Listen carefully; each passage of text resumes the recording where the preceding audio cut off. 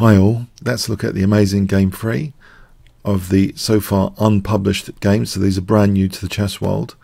So in game 3 of the 20 amazing games sent to me by DeepMind, d4 from AlphaZero, knight f6, we see c4, e6, we go into a queen's engine defense, and in particular we see the Capablanca variation. This bishop b4 check is known as the Capablanca variation, after Jose Raul Capablanca, the great Cuban world chess champion. It's a check which you might think, is it pointless? By playing bishop d2, white has interrupted control of the d4 square, so it's a nuisance check. Knight c3, black castles, queen c2, knight a6. Now a3 rules out knight b4s, of course, and black's general use of the b4 square. c5. Now AlphaZero plays d5. This is a very, very nice trick on this diagonal about to be demonstrated. E takes. If d6, this just gives white a nice space advantage after e4. For example, like this is undesirable. If black's best way of trying to create counterplay is with b5, this isn't very nice. White's just doing very well and can even accept a gambit. If there's no gambit, white's just got a very, very nice position, and look to things like rook d1 and maybe e5 later. So this is just uncomfortable to not play e takes. So e takes, and now the point is knight g5, so pinning the pawn to b7. And also look at this, this is in the air as well, potentially queen takes h7 mating if the knight's not defending f6. So soft spot. We have here knight c7 and now h4. So AlphaZero's got a sense of humour, because this is often known as a fishing pole. Fishing pole? Fishing for fish, like stockfish. Okay, so h6, and it's a proper fishing pole if that knight is just left there to be taken. Before we get into that, if we look at knight e4 for a moment, black trying to celebrate the use of that e4 square, white can actually just take on d5. This scenario is very, very unpleasant for black. After knight takes, h takes, the fishing pole has opened up the h file now. And if g6, f4, white just stands hugely better. I'll give you an example here. g4 undermines black's king, getting the e4 square, and then this bishop can join forces. And then bishop takes g6. There's a beautiful line here with rook h8 check. Queen f7 taking the escape square, ready for rook h1. And if queen f6 is the best move, that's not good news. Check and mate.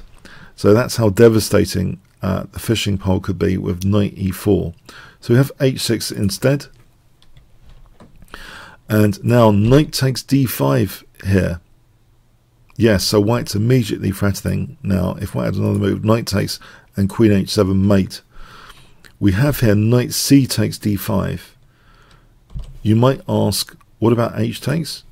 H takes again, the wrath of the rook on the h file. Knight c takes d5. G takes, knight takes. This picks up the bishop on b7, and white is hugely better here. After bishop takes d5, this is even stronger than taking the rook. White's got a big advantage there. And there's things like, if g6, there's queen takes g6, mating. Let's put that on the board. So this is a very, very dangerous scenario indeed for black. So let's go back. So knight c takes d5, c takes d6. We have a4, queen d7 now, bishop c3, rook fe8. Yes, this is a necessary defensive move because white is now threatening bishop takes f6 and mating. So this is very, very good defensive try. Here, white, it's important to castle queenside. If playing bishop takes f6, this is just too forceful. It's just not doing anything. Knight e4 is the best, and this is just better for black. After f5, even winning f2, black's in the driving seat. If we look at this line again, if check is just mostly harmless, after knight e4. Black's getting a big advantage. So it's important for white to castle queenside. We have bishop d8 and now e4. So that fishing pole left to be taken, but it's not. Here, again, bishop takes f6 is harmless. Just to put that on the board, it's not doing anything. After here, queen takes a4 is nasty. Black's got a big advantage. So, yep, a4 has to be is being protected at this very moment as well. We have knight g4. So very interesting now scenario. On h takes in this particular position, hg, knight g4, you might ask. What's the problem? Well, first, let's rule out this line. So knight g4, there's rook h5 to double rooks, potentially. And this is just a crushing position, basically. White can take here now, g6, open up the d file, and crash through. Yeah, threatening now queen f7 or rook h8 if rook e7. That's just allowing checkmate there, and there's no way to defend this position. And in this line, let's have a look again at knight h7, e5. So looking at the knight, if knight takes f4, and this, the strongest is actually here, f takes e5, and this is just a winning position, even though black's a piece up. After bishop c8, e6, queen d6, we have rook df1, taking away basically escape squares of the king, even though there's a pawn f7 that's ready to take away escape squares. For example, like this, it's absolutely devastating. After check, d6, making sure there's no king evacuation. Bishop f6, white ends up cashing out here after check. Rook takes f6, and it's a crushing attack. And cashing out with bishop takes a8. Be winning on material. So for example like this, just winning on material, the exchange up, big center pawn, huge advantage. So it's just too dangerous to take, and it takes g5. So we have knight g4. This allows a pin though, bishop h3, hg, f3. Now here we have f5, which does weaken this diagonal, so bear that in mind. F takes, bishop f1. The bishop is keen sometimes. Well, immediately though, it looks as though bishop b5 is the key point, but also sometimes on bishop c4, it's looking at that diagonal in conjunction with e5. It would be very dangerous to open up that bishop. We have g takes h4 here. On a6, the other priority though is this pawn. On a6, for example, taking, opening up the h file. This is very nice for white, with the h file being used. A great attack, trebling in this line, and this is just crushing, basically, absolutely crushing. White will end up with a big advantage. In this line, let's have a look again, with hg activating the rook.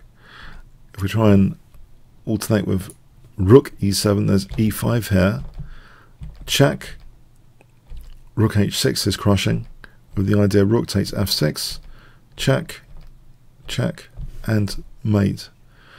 So these are really crushing lines. So g takes h4 was the priority for black, not bishop b5. So that's allowed, queen f7. But now not taking on e8, just g takes h4. Bishop f6, rook hf1. AlphaZero is more concerned about pinning and trying to take away the king's escape squares than winning material. Rook f8, and now bishop takes f6. G takes, rook f4. Black's pawns are a bit vulnerable now. Queen comes to protect g4, bishop e2, queen h6, pinning the rook. Protects the rook. g3, queen d3. The g pawn is going to be taken now. On g2, there's queen g3 check, and then taking on g2, big advantage to white. So we have king h8, queen takes g3, rook a e8, bishop d3, bishop c8, the king goes to b1, making itself safer. Queen f2, bishop d7, so a lot of pressure now. On rook ef8, h5 is very good. For example here, bishop c2, rook f3, queen h2 sliding to look at d6. This is another major target of the position here, not just the f6 pawn. And for example here, rook f5, black's getting into a bind quite rapidly, and white can start to make inroads if black pushes too many pawns, and it's going to start cracking. The position's going to start cracking. It does seem a real positional bind. So anyway, in the game, bishop d7, we have h5, similar now. White could also, even at this point, play rook takes f6. This guarantees a very nice position, taking on d6. There's a mobile pawn here, two connected passed pawns potentially. So h5 here, though, is chosen, rook ef8. By the way, on queen takes, there's rook h4, pinning the queen. So rook f8, bishop c2, bishop e8, rook f3, rook e7. On a6 here, just to show black's issues, queen h2, looking at d6, rook d7, queen g3. Yeah, black is a bit helpless here in this line. For example, yeah, just f6 picked up. It's just juggling two major issues here. It's very, very difficult to juggle the issues, basically. So we have rook e7, just offering f6 now. We have an endgame which is looking visually very favourable because of the two connected pass pawns in the centre. A common theme, it seems, of AlphaZero and, of course, Leela. Yeah, connected pass pawns are a big favourite. There should be a t-shirt for that, shouldn't there? Connected pass pawns. So king c1, rook e5, a5, undermining the pawn chain. Look at black's pawn structure. It's been wrecked.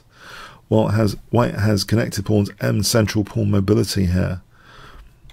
King d2, bishop e8, rook a6, rook h5, bishop d3. This is just pure torture for black, this endgame. d6. We have now bishop f7, d7, rook h8, e5, and the game was ended here. It's absolutely winning for white. A sample continuation. So adjudicated win for white. Say rook d8, bishop f5. And now, basically, the rook installs itself on f6. The king comes round to g5. So the rook just cuts off black's king. And now e6 is prepared. So e6 just totally, easily winning. Okay, so real crushing game, positionally and tactically here, once again. So some really dynamic chess. The classic fishing pole, quite apt against stockfish. Fishing for fish. Okay, so I hope you enjoyed this game video. If you did, please click on the top left box, which should appear shortly, to become a member at chessbowl.net. Play against other YouTubers. You can also check the YouTube analysis of these amazing games from the improved menu Learn from the Masters YouTube order button, and then the analysis you get sneak previews in advance or updated analysis. Comments, questions, donations, see the description. Like, share, subscribe with the notification bell. And there's also a new Springs t-shirt store in the description. Check that out. Okay. Thanks very much.